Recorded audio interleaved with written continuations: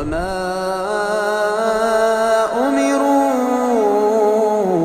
إلا ليعبدوا إلها واحدا لا إله إلا هو سبحانه عما يشركون.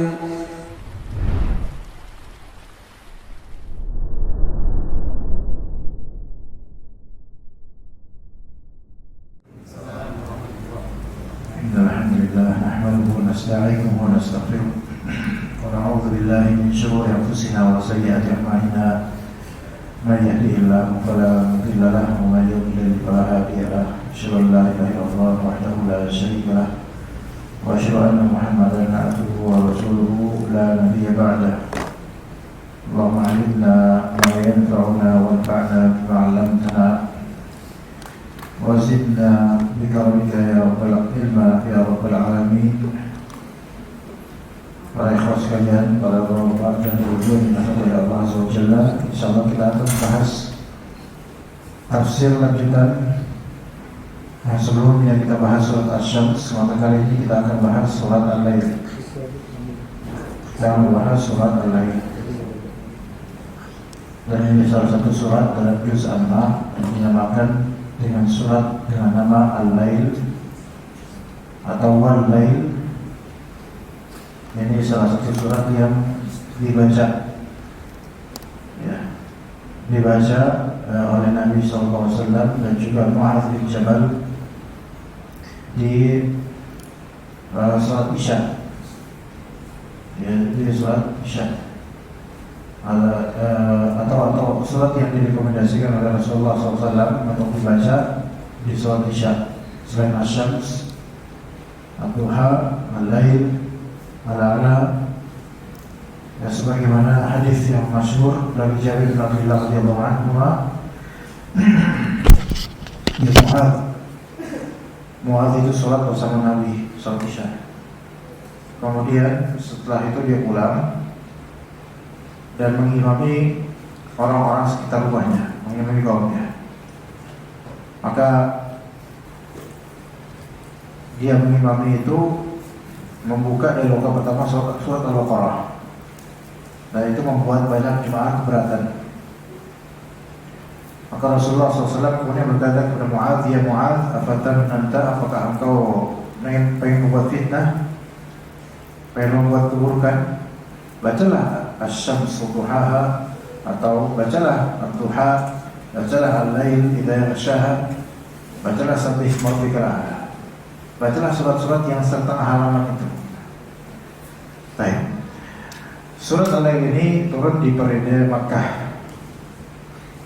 Dan maksud dari surat ini adalah menjelaskan perbedaan antara keadaan orang-orang mukmin dan keadaan orang-orang kafir di dunia dan di akhirat. Itu adalah maksud dan tujuan turunnya surat ini. Baik, kita mulai dari ayat yang pertama. Allah Subhanahu wa taala berfirman, "Wal-laili idza yaghsha." Dari sini ayat seperti ini serupa dengan ayat-ayat lainnya, ya. Ada sumpah kemudian idza, jika atau ketika. Wal-laili idza yaghsha, kata Allah Subhanahu wa taala. Yaitu maknanya demi malam hari apabila yaghsha, yaitu menutupi cahaya siang. Ghasyiyah yaghsha, menutupi. Surat Al-Ghasyiyah berarti surat yang atau hari kiamat yang menutupi. Ghasyiyah yaghsha artinya ghatta yughatti, satara yasturu, menutupi sesuatu dengan sesuatu lainnya. Dan sekarang malam hari banyak hal yang ditutup oleh Allah Azza wa Jalla dengan kegelapan. Wal-laili idza yaghsha, demi malam ketika dia menutup hari. Allah Ta'ala bersumpah dengan itu, yang menunjukkan bahwasanya malam merupakan momentum yang juga perlu diperhatikan akan kebaikannya atau kepentingannya dan para bahaya yang ada pada malam ini. Ada banyak hal-hal yang disembunyikan oleh Allah, namun ada malam bahaya sebenarnya. Wal-laili idza yaghsha,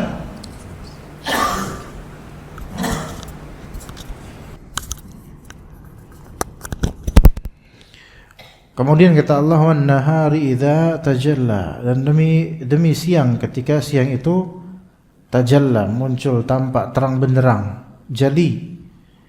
Ketika siang itu tampak, tajalla yaitu muncul, terang benderang, tampak. Allah bersumpah dengan siang hari ketika daunya yaitu sinar matahari sudah muncul dan terang benderang. Dua bagian hari yang kontradiktif dari segi terang atau gelapnya. Malam itu gelap, diselimutilah seluruh makhluk ketika itu. Adapun malam disingkap semuanya. Dua hal yang berbeda, bertolak belakang.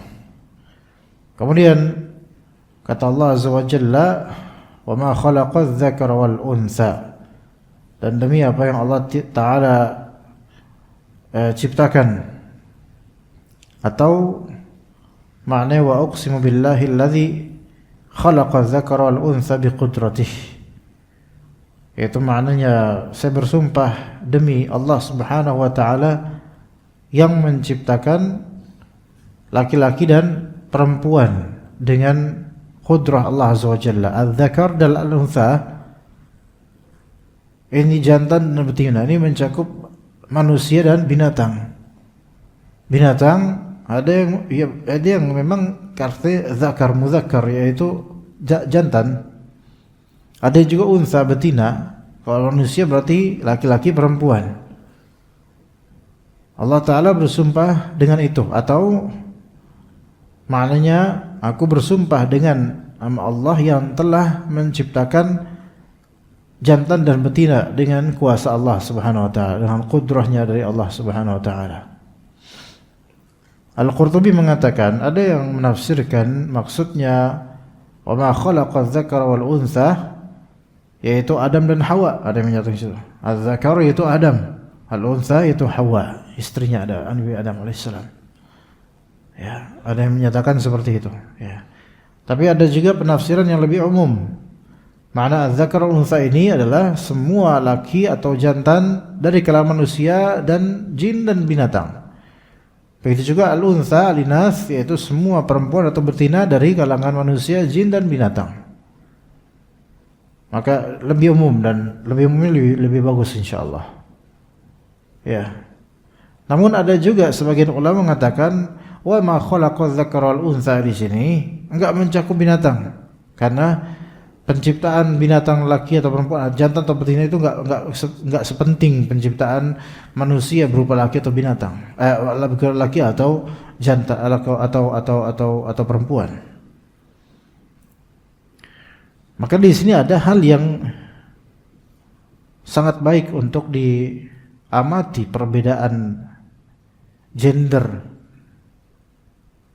Ya, wa ma khalaqadz dzakara wal untha, ada hal yang seolah-olah Allah Ta'ala ingin memberikan tanbih dan peringatan bahwasanya ada tetap sisi-sisi yang berbeda antara laki dan perempuan dari beberapa hal syar'i.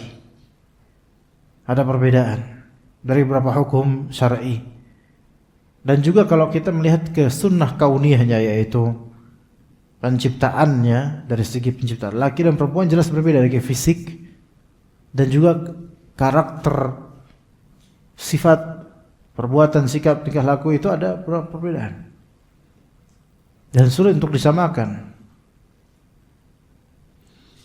Adapun kesetaraan gender yang digaungkan oleh orang-orang barat, mungkin sebagian menyatakan emansipasi wanita dan semisalnya. Itu memang orang-orang barat itu sangat memberikan kesetaraan gender versi mereka.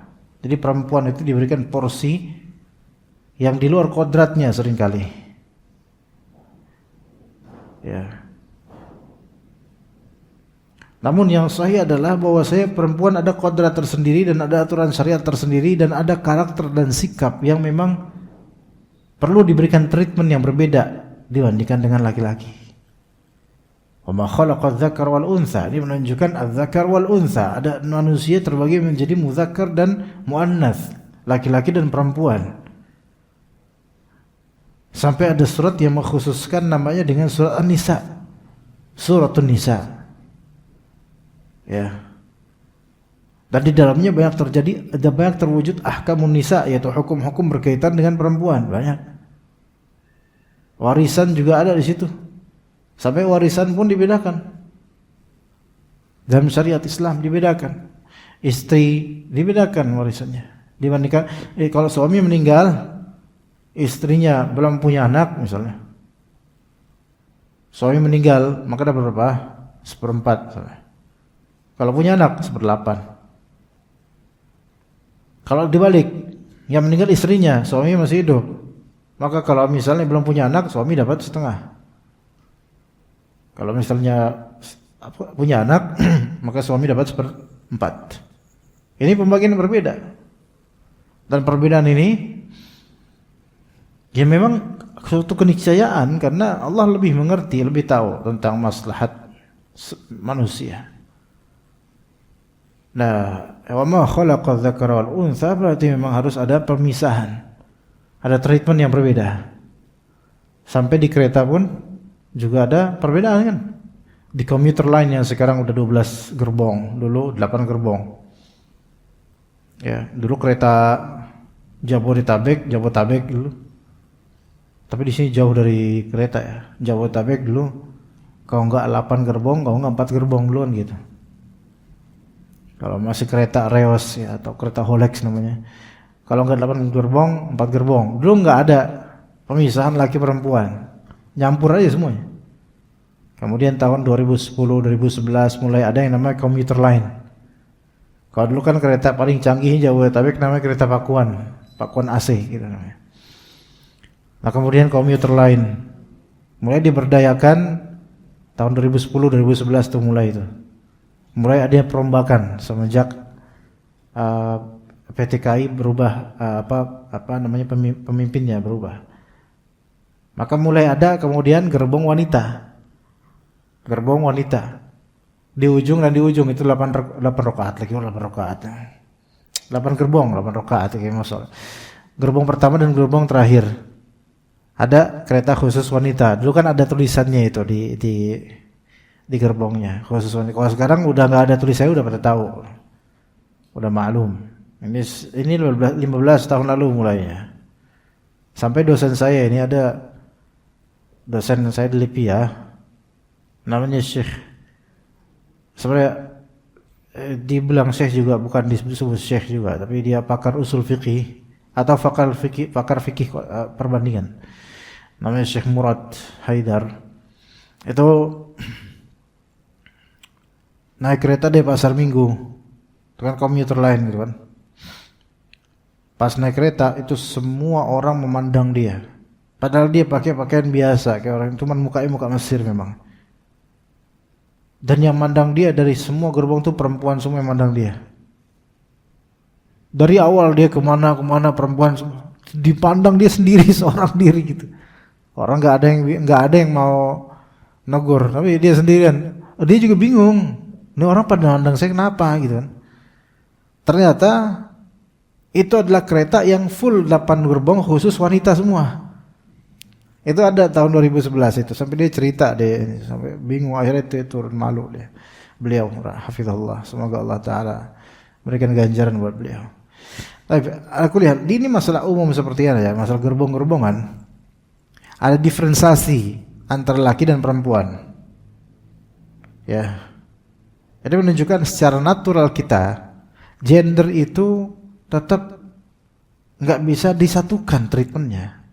Sekalipun orang-orang liberal atau orang-orang emansipasi, itu mereka berusaha untuk menyamaratakan laki-laki dan perempuan, semua segmen. Tapi nggak bakal bisa, karena itu melanggar fitrah dan kodrat. Taib, ma khalaqa dzakara wal untha. Kemudian kata Allah, inna sa'yakum lasyatta, sesungguhnya perbuatan kalian, usaha kalian lasyatta, memang syatta yaitu beragam, bermacam-macam model. Dikatakan oleh para ulama, anna sa'yan nasi minhu khairun wa minhu syarr. Perbuatan manusia, kelakuan orang itu ada yang baik, ada yang buruk. Wa huma yumathilani nura wa zulmah. Dan itu mencerminkan adanya seperti apa? Dikiaskan seperti cahaya dan zulmah, yaitu kegelapan. Seolah-olah tadi wal laili idza yaghsha wan nahari idza tajalla, yaitu malam gelap. Itu seperti apa? Seperti sa'i yang syarr, yaitu amalan yang buruk. Dan siang itu terang, seperti amalan yang baik. Kemudian wa anna sa'yan nasi yanbathiqu an nata'ij, dan bahwasanya sa'yan nas, yaitu usaha manusia yang bathiq an nata'ij, itu akan ada efeknya, akan ada outputnya. Perkara manusia, urusan manusia, perbuatan manusia, usaha manusia, itu akan ada outputnya, atau bisa juga sebagai output dari hal-hal sebelumnya. Jadi ala kulli hal bahwasanya usaha manusia itu seperti memproduksi sesuatu. Minha an-nafi'u wa minha ad-dar. Ya. Di antara produksi dari usaha manusia itu ada yang bermanfaat dan ada yang bermadarat. Kama yuntiju dzakar wal untha dzurriyyatan salihatan wa ghaira salihatin. Sebagaimana az-zakar dan untha, yaitu laki-laki dan perempuan akan menghasilkan dzurriyyah, yaitu keturunan. Entah itu keturunan salihah atau keturunan yang bukan salihah. Bismillah.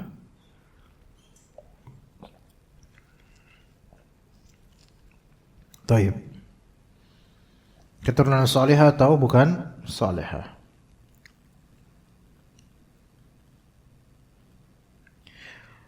Nah, inna sa'yakum lasyatta. Usaha kalian beda-beda. Apapun itu amalan usaha ya. Usaha ini enggak mesti bisnis, apapun. Bahkan mendidik anak. Itu beda-beda. Ada yang mendidik dengan baik, ada yang mendidik dengan buruk. Ada yang tujuannya buat supaya anak jadi baik, ada yang tujuannya supaya anak yang biasa-biasa aja atau bahkan buruk. Ada yang like father like son gitu. Ada juga father pengennya son-nya itu lebih bagus daripada si father. Rata-rata gitu ya. Rata-rata gitu. Dalam ilmu psikologi ya, jemaah, itu ada tingkah laku manusia atau anak yang secara naluriah itu lebih tertarik kepada orang tua dari different sex gendernya. Different sex yaitu lawan jenisnya. Artinya gini, anak perempuan itu lebih membanggakan ayahnya daripada ibunya. Anak laki-laki lebih dekat kepada ibunya daripada ayahnya. Umumnya begitu. Kita nih laki-laki nih bisa lebih betah ngobrol lama sama ibu kita dibandingkan bapak kita. Juga anak putri kita. Nah, sebaliknya yang anak perempuan ya. Ini terjadi, ada suatu penyakit yang mana parents atau orang tua yang same sex gendernya sama gitu, sama. Bapak sama anak laki-laki, ibu sama anak perempuan. Itu menganggap individu, parent atau orang tua atau anak yang satu arah, satu gender, satu jenis kelamin ya, itu saingan. Lebih utama lagi banyaknya terjadi pada kaum ibu dan anak putrinya. Dan ini hal yang banyak tidak disadari oleh keluarga. Terjadi adanya hasad tanpa sadar, kebencian tanpa sadar antara ibu dengan putrinya sendiri atau putri dengan ibunya sendiri. Itu ada nama penyakitnya, saya lupa nama penyakitnya apa. Ya. Itu ada. Kalau kita perhatikan mungkin di keluarga kita atau mungkin di keluarga besar kita itu ada yang seperti itu. Dari kayak anak tuh sama anak putri tertentu itu benci banget biasanya karena lebih cantik atau lebih pintar atau lebih cekatan atau lebih terampil tuh anak. Itu bisa aja ibunya malah hasad tanpa dia sadar. Nah, masalah-masalah seperti ini memerlukan treatment, memerlukan amal, perbuatan, niat dan lillahi ta'ala untuk memperbaiki. Jadi dalam keluarga itu masalah banyak yang kompleks. Ya, yang mana tidak ada rumah tangga junior yang langsung bagus begitu saja. Melainkan harus mengalami hal-hal, pengalaman demi pengalaman sampai dewasa, makin dewasa, dan itu masuk dalam sa'i, yaitu usaha manusia dalam berumah tangga. Nah, kita ketika berumah tangga pasti kita nggak mau ada rumah tangga orang lain yang ngejudge metode rumah tangga kita. Karena apa? Karena secara naluriah kita sudah merasakan bahwasanya masing-masing usaha dalam rumah tangga itu masing-masing ada usaha sendiri. Inna sa'yakum lasyatta. Udah, ya. Beda-beda udah. Ya. Maka usaha manusia baik atau buruk beda-beda. Sama-sama baik ada, sama-sama baik. Tapi kadarnya beda-beda. Allah Ta'ala yang Maha tahu akan itu semua. Taib. Kemudian dikatakan inna sa'yakum lasyatta di sini, bahwasanya amalan kalian yang kalian sungguh-sungguhkan itu beda-beda. Ada di antara kalian orang beriman, ada di antara kalian orang kafir. Ada yang bersungguh dengan keimanan mendakwahkannya ada. Ada yang bersungguh dengan kekafirannya ada. Coba lihat, ada enggak orang yang dia di negaranya Nasrani, dia di negaranya mendeklarasikan tentang Israel sebagai bangsa pilihan Tuhan, membela-bela negara Israel, membela-bela orang Yahudi.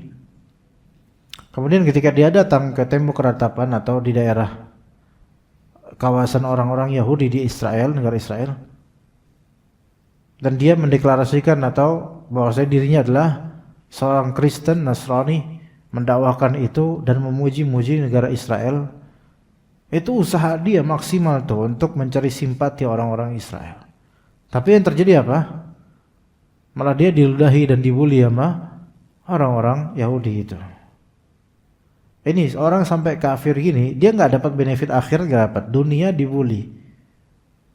Ya, ada orang bersungguh-sungguh untuk mendapatkan hal-hal yang minus seperti ini. Ada orang yang bersungguh-sungguh sampai begadang semalaman untuk bisa min mukhamar bersama teman-temannya. Ada. Padahal dia nggak dapat apa-apa, dia rugi. Pada pagi hari itu dia nggak dapat apa-apa dari kebaikan. Salat subuh terbengkalai. Kalaupun dia salat, maka tidak diterima selama 40 malam karena dia minum khamar. Kemudian hari itu juga dia hangover, yaitu merasakan gimana habis minum khamar malamnya gitu. Maka paginya sampai mungkin besoknya sakit. Ya, belum diomelin sama istrinya atau sama orang tuanya. Nauzubillah min dzalik, pokoknya minum khamar. Terjadi. Bisa kita lihat, Pak, kalau kita keluar jam 4, jam setengah 4, jam 3 ya. Kita akan mendapatkan banyak di tempat-tempat jalanan-jalanan ini nuansa-nuansa yang beda dari anak-anak muda. Nuansanya beda dari anak muda. Entah itu geng motor lah, entah itu yang naik motor boncengan terus satunya itu kayak mau jatuh. Dibilang ngantuk tuh nggak kayak gitu ngantuk. Jadi dibonceng satu kayak gini, Pak. Kira-kira tuh ngantuk nggak? Itu bukan ngantuk, mabok dia. Ya, saya sampai pernah waktu kajian ke Cibinong, naik motor sendiri, itu setengah 4-an atau sekitar itulah. Motor ini arah Hankam Keranggan gitu, pokoknya daerah situlah, atau sebelum situ, pokoknya daerah situlah pokoknya. Itu naik kayak motor NMAX gitu kan besar tuh motor. Anak kira dari belakang kan lihat, anak kira 2 orang doang gitu, satu ngebonceng normal, satunya itu Pak, palanya itu ada di pinggul yang ngeboncengin. Coba gimana coba? Jadi udah kayak gini dia, gitu. Itu di toilet sedikit mungkin ambles langsung gitu. Jadi udah kayak gini tuh, udah orang sengantuk-ngantuknya nggak gitu kali. Itu kalau ngantuk kita bilang itu ngantuk, kita husnuzon nih kebangetan. Itu jam 3:30 malam minggu, hari Ahad jam 3:30 pagi. Kira-kira tuh kayak gitu ngantuk. Ngantuk nih. Dia habis lebih husnudon lagi, pasti dia habis qiyamul lail. Ini husnudon yang dibilang bahlul, terlalu bahlul ini. Ini mabok ini orang. Terus satu gini. Karena ada balap kan, ternyata di depan dia ada yang duduk. Duduk kan kalau motor NMAX itu kan bukan jok ya, dia ada di depan pengendara ini ada space yang di bawah gitu. Ada orang di situ lagi kayak gini. Ya mabok juga itu kayak gitu. Gak mungkin dong dia aja habis dari imam tahajud, gak mungkin dong. Ya kan? Rasulullah bilang, afshus salam wa at'imut ta'am. Ya. Wa sallu bil laili wan nasu niyam. Tadkhulul jannata bisalam. Salatlah kalian ketika orang-orang lagi pada tidur, maksud salat tahajud. Ada anak muda kayak gini modelnya, yaitu habis mabuk-mabukan. Di jam dan di detik yang sama mungkin ada anak muda yang lagi salat tahajud. Inna sa'yakum lasyatta. Urusan kalian masing-masing beda-beda. Ya, Allah Ta'ala berfirman di surat Ali Imran, minkum man yuridu dunya wa minkum man yuridul akhirah. Di antara kalian ada yang menginginkan dunia dan di antara kalian ada yang menginginkan akhirat. Beda-beda orang. Kemudian Allah Ta'ala rincikan sedikit tentang diferensiasi ini, perbedaan ini. Fa amma man a'ta wattaqa wa saddaqa bil husna fasanuyassiruhu lil yusra. Adapun orang yang a'ta, yaitu orang yang menginfakkan hartanya di jalan Allah, wattaqa, dan dia bertakwa. Dia beramal dan dia bertakwa. Beramalnya dia infak, memberi di jalan Allah dari hartanya. Dan dia bertakwa. Wa saddaqa bil husna, dan dia mempercayai janji Allah al-husna, yaitu surga. Dia percaya pada surga, akan ada surga. Maka kata Allah, fasanuyassiruhu lil yusra. Maka kami akan memudahkan dia untuk amalan-amalan yang mempermudah dia untuk ke surga. Ini ada suatu isyarat bahwasanya di antara bukti taufik dari Allah dan bukti diterimanya amalan adalah dipermudahnya kemudian amal soleh berikutnya. Gitu. Di antara ciri bahwasanya amalan kita ini, yang ini diberi hidayah taufik oleh Allah dan diterima oleh Allah, di antara cirinya adalah kita dipermudah untuk amal soleh berikutnya setelah itu. Jadi antaranya. Ya. Dengan dalil tadi, fa amma man a'ta wattaqa, dia udah infak, dia bertakwa dan dia beriman, percaya Allah Ta'ala memiliki surga. Maka karena dia telah infak dengan takwa dan imannya, dan infak tersebut Allah terima. Maka Allah terima, maka Allah mudahkan kemudian untuk amalan-amalan yang memudahkan dia untuk surga. Ya. Jadi kalau kita mau bertanya-tanya, kira-kira amalan kita yang posibilitasnya itu diterima oleh Allah, itu amalan apa, gimana? Ya, amalan yang antum rasain setelah antum beramal itu, antum pengen berikutnya beramal soleh lainnya atau berikutnya gitu. Sebagaimana kalau misalnya antum merasakan sholatnya, sholat berjamaah. Kalau mau tahu sholat berjamaah antum yang paling diterima dan mulai diterima, itu adalah yang membuat antum rindu untuk bisa sholat subuh besok. Itu yang maksud Nabi SAW dalam hadis 7 orang yang akan diberikan naungan di hari kiamat nanti. Rajulun qalbuhu mu'allaqun bil masajid. Seseorang yang qalbunya itu terikat dengan masjid-masjid. Ya. Terikat dengan masjid-masjid, artinya dia ketika sholat berjamaah atau sholat, setelah sholat dia tuh kayak kangen untuk sholat berikutnya. Kangen untuk salat berikutnya. Begitu ya ikhwas. Taib juga ada hadis Nabi sallallahu alaihi wasallam. Dari Ali bin Abi Thalib radhiyallahu anhu, kana Nabi sallallahu alaihi wasallam fi janazatin. Nabi SAW ketika itu ngurus jenazah. Terus kemudian Nabi berkata, "Ma minkum min ahadin illa wa qad kutiba maq'aduhu minan nar." Tidaklah ada seorang di antara kalian melainkan pasti sudah ditulis tempat apakah dia tempat akhirannya di neraka atau tempat akhirannya di surga. Itu telah termaktub, telah terlegalisir. Udah fixed. Sebenarnya Allah sudah tahu itu semua. Maka para sahabat berkata, "Ya Rasulullah, wahai Rasulullah, kalau memang begitu, afala nattakilu ala kitabina wa nada'ul amal?" Kalau memang begitu, apa enggak gini aja, kita itu udahlah pasrah aja dengan catatan yang sudah fix itu dan kita meninggalkan amal. Toh khawatirnya takutnya kalau kita capek-capek beramal ternyata kita udah divonis masuk neraka nantinya. Apa kita udahlah pasrah aja? Maka kata Nabi SAW, "I'malu." La. "I'malu." Beramallah kalian. Beramallah kalian. Gaib itu masih gaib. Beramallah kalian. Jangan menyerah dan pasrah begitu saja. Betul takdir itu Allah yang atur. Betul semua insan itu sudah ketahuan oleh Allah kemana juntrungannya nanti. Itu betul. Tapi dengan tidak dibocorkannya rahasia itu oleh Allah, maka jangan kalian give up, yaitu pasrah, nyerah gitu aja. Melainkan berusahalah dan tanda-tandanya itu akan kelihatan. Kayak gimana? "I'malu," kata Nabi SAW. Beramallah kalian, fakullun muyassarun lima khuliqalah. Maka setiap insan itu akan dipermudah untuk hal-hal yang akan jadi juntrungannya dia. Dia akan dipermudah untuk hal-hal yang akan menjadi akhirannya dia di akhirat nanti.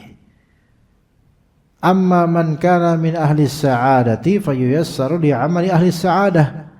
Kalau misalnya dia termasuk golongan orang-orang yang berbahagia, yaitu ahli surga, maka dia akan dimudahkan untuk beramal amalan ahli surga. Wa amma man kana min ahli syaqa fayuyassaru li amali ahli syaqawah. Adapun kalau memang dia termasuk di antara ahli syaqa, orang-orang yang sengsara di akhirat nanti di neraka, maka akan dipermudah untuk amalan ahli syaqawah, amalan ahli neraka. Kemudian kata Rasulullah SAW, beliau kemudian membaca ayat ini, فَأَمَّا مَنْ أَعْطَى وَاتَّقَى وَصَدَّقَ بِالْحُسْنَى فَسَنُيَسِّرُهُ لِلْيُسْرَى وَأَمَّا مَنْ بَخِلَ وَاسْتَغْنَى وَكَذَّبَ بِالْحُسْنَى فَسَنُيَسِّرُهُ لِلْعُسْرَى. Itu beliau baca ayat ini. Nah kita lanjutin ayat 8. Masih jam 6:30 Pak. Oh 18.55 jamnya ini. Oh ya itu. Yang benar yang ini ya. Yang ini. Subhanallah, beda semua. 18.55 ya, 18.55.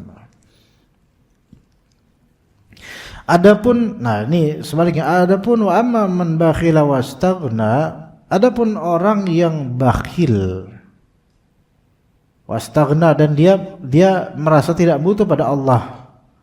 Merasa tidak butuh sama Allah, sombong sebenarnya.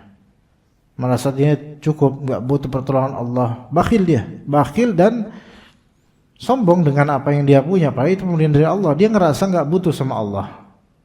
Karena dia punya backup harta dan seterusnya. Wa kadzdzaba bil husna, udah gitu dia mendustakan surga. Jadi hidupnya buat dunia aja. Maka fasanuyassiruhu lil usra, kami akan mudahkan dia untuk hal-hal yang mempersulit dia untuk masuk surga. Jadi dipermudah untuk hal-hal yang usra, untuk hal-hal yang menyulitkan dia ke surga, malah mempermudah dia untuk ke neraka. Dan ini dikaitkan oleh Allah Ta'ala gini, wa ma yughni anhu maluhu idza taradda. Langsung Allah kaitkan dengan apa? Dengan harta. Nah ini dia nih. Allah kaitkan dengan harta. Wa ma yughni anhu maluhu idza taradda, dan hartanya tidak bermanfaat baginya apabila dia telah binasa. Ini berarti potensi harta, potensi orang yang tidak baik dalam memanage hartanya, itu potensinya akan menjadi orang yang buruk. Bakhil, pelit, dan merasa dirinya cukup, tidak butuh pertolongan Allah, karena dia mengira bahwasanya apa yang ada pada dirinya dari harta itu segalanya buat dia. Wa kadzdzaba bil husna, dan mendustakan pahala yang terbaik, yaitu surga. Dia enggak percaya dengan itu semua, heaven itu semua percaya. Ya. Maka itu akan Allah mudahkan dia untuk beramal amalan yang membuat dia sulit untuk masuk surga. Sulit buat masuk surga. Akan dimudahkan oleh Allah untuk amalan-amalan maksiat, amalan curang, korupsi dan seterusnya. Dan hartanya nanti enggak bakal bermanfaat. Kalau dari akhirat enggak bakal ada manfaatnya. Ini langsung dikaitkan dengan harta. Dan tadi dari amal fa amma man a'ta wattaqa. Yang ini fa amma man bakhila wastaghna. Kaitannya dengan pemberian semua. Ini menunjukkan bahwasanya di antara sebab terbesar masuk surga itu nafkah dan infak. Di antara sebab terbesar masuk surga adalah nafkah dan infak.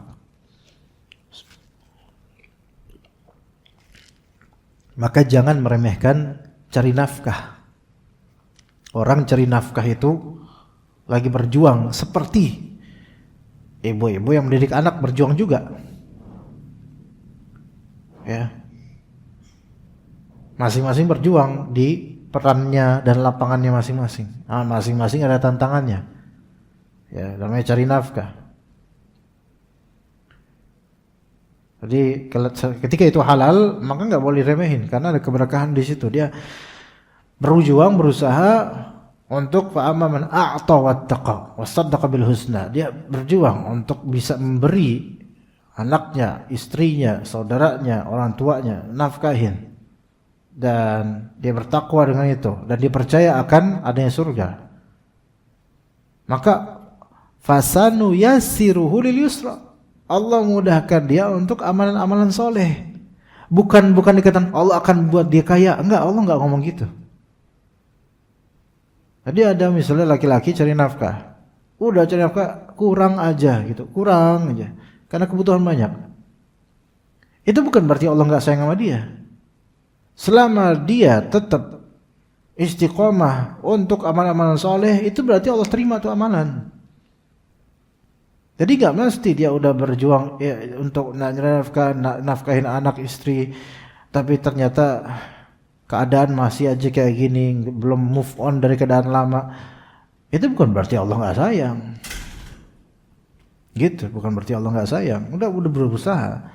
Kan intinya itu fasanu yassiru lil yusra. Allah akan mudahkan dia untuk amalan-amalan yang membuat dia mudah untuk ke surga. Itu tujuan, itu intinya untuk bisa seperti itu. Enggak Allah janjikan barang siapa yang infak dan bertakwa kemudian dia percaya akan surga, maka Allah akan berikan dia 5 juta, 100 juta. Enggak ada kayak gitu. Enggak ada. Enggak seperti itu janji Allah, tapi janji Allah fasanu yassiru lil yusra. Allah mudahkan dia untuk amalan-amalan soleh. Begitu. Maka lihat orang-orang yang walaupun dia fakir atau miskin atau kurang, dia tetap berjuang, berusaha, dan a'ta di sini nafkah dan atau infak. Dan infak atau nafkah yang terbaik adalah yang wajib, yaitu kepada istri dan anak. Atau zakat, itu yang wajib, itu yang paling afdal. Itu yang paling afdal. Ya, maka orang-orang seperti ini akan Allah mudahkan bagi jalan menuju kebahagiaan, yaitu amal-amal saleh. Dia mudah untuk beramal saleh. Coba dibalik, wa amma man bakhila wastaghna, banyak duit tapi pelit, perhitungan, banyak duit padahal.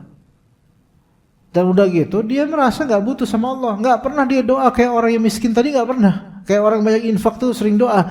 Dia udah enggak pernah infak, enggak pernah minta sama Allah, enggak pernah doa. Udah gitu enggak percaya surga karena mungkin dia belajar filsafat atau gimana, udah sombong ya minta ampun. Maka ada enggak kemudahan dia buat dia ada kemudahan, yaitu kemudahan untuk melakukan amalan-amalan akhirat, amalan-amalan penghuni neraka. Korupsi lah, foya-foya lah, itu. Mudah. Ya antum lihat Orang-orang yang entah itu pejabat, entah itu artis, pokoknya orang-orang yang kalau kita teliti harta mereka, kita akan dapatkan ini haram rata-rata. Tapi Allah kok mudahkan untuk hal-hal seperti itu. Kita ini azan udah benar. Ya kita azan dulu, silakan. Baik, lihat tadi orang yang kikir, nggak merasa dia cukup, nggak butuh pertolongan Allah, mendustakan surga, maka Allah mudahkan bagi dia jalan menuju neraka nanti, dan hartanya tidak bermanfaat baginya apabila dia telah binasa nanti, nggak ada manfaatnya. Maka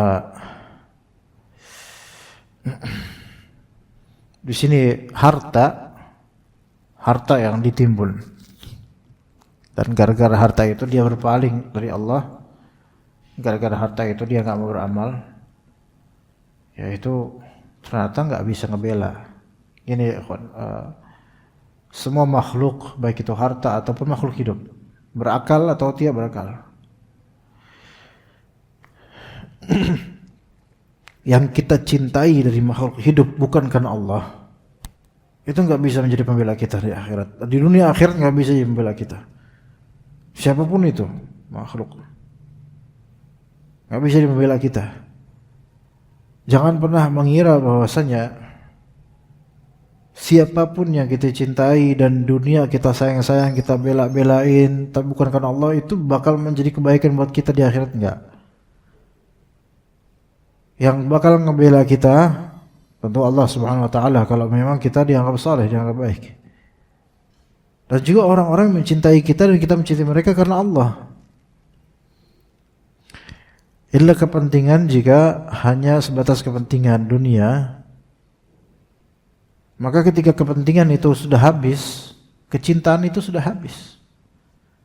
Dan di akhirat yang enggak jadi saling mencintai.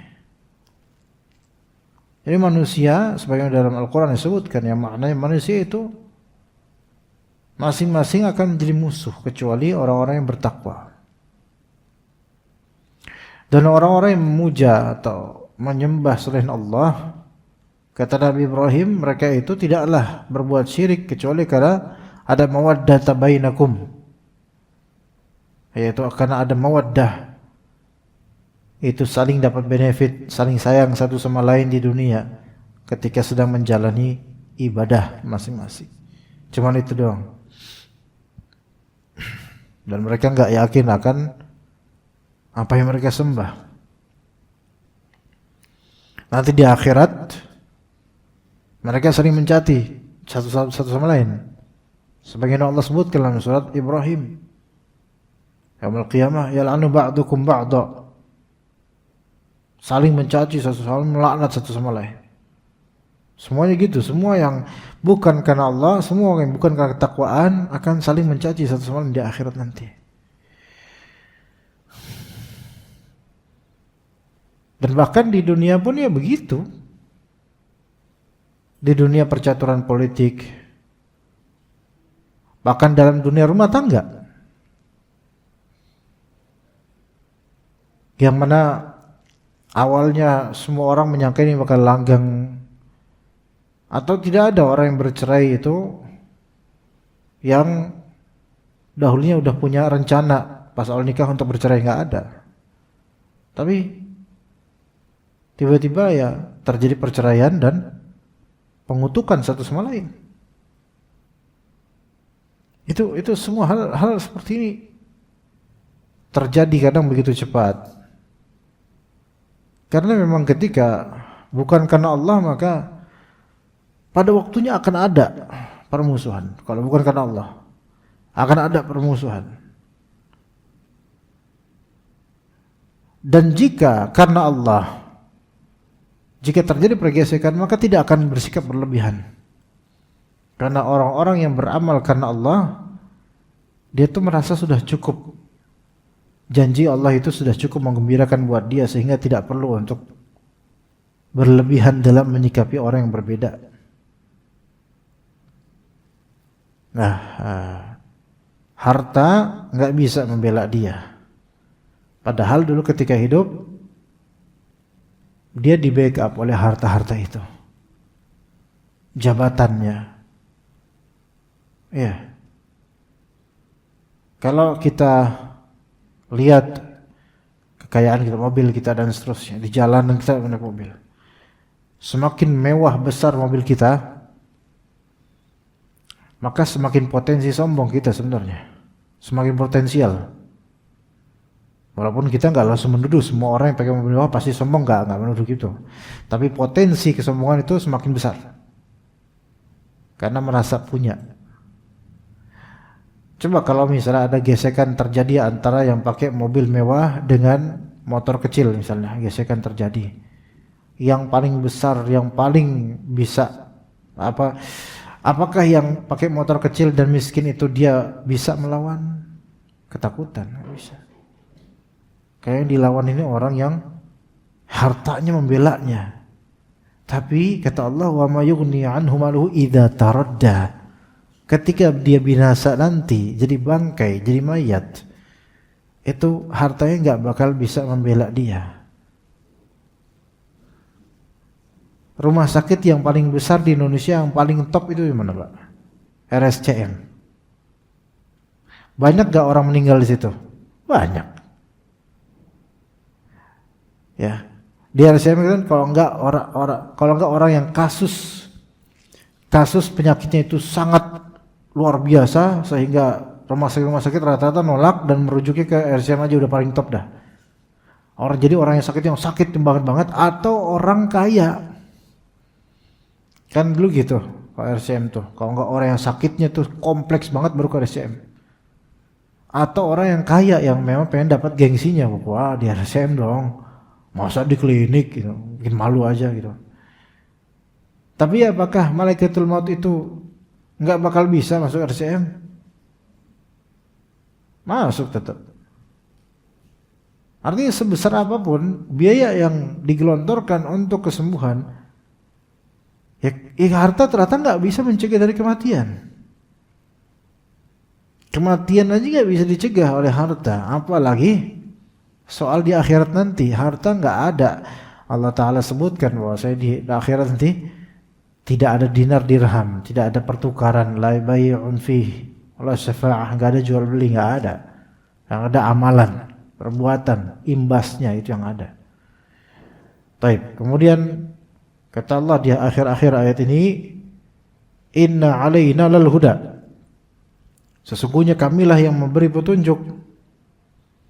Wa inna lana lal akhirata wal ula, dan sesungguhnya milik kamilah akhirat dan dunia itu semua milik kami. Fa anzartukum naran talazza, maka aku memperingatkan kalian dengan neraka yang menyala-nyala, la yaslaha illa al-ashqa, yang tidak dimasuki kecuali oleh orang yang paling celaka. Yang hanya masukin siapa orang yang paling celaka. Alladzi kadzdzaba wa tawalla, yang mana orang-orang ini mendustakan kebenaran dan berpaling dari iman.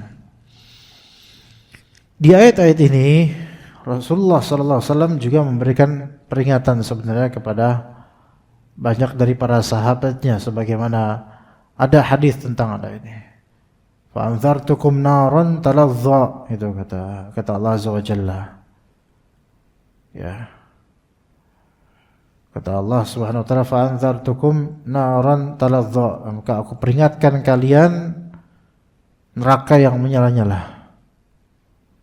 Yaitu ketika Nabi SAW berkhutbah, ya, maka beliau mengeraskan suara, apalagi ketika membaca kalimat fa anzartukum naran talazza, maka saya berikan kalian peringatan akan nar, akan api yang menyala-nyala, talazza. Nah di sini ikhwas kalian,